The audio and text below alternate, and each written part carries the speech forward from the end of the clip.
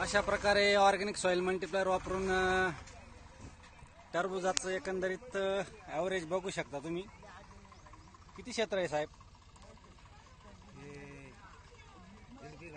1.5 बिघ्यामध्ये साधारण maximum 25 टनाच्या पुढंच. 25 ton निघाल सारण. बघू शकता ही 10चा किस्ट लागेल डायरेक्ट. आता कमीत कमी 10 टनाच्या आसपास माल भरण्यात आलेला आहे आणि बाकीचा अजून चालू आहे हार्वेस्टिंग.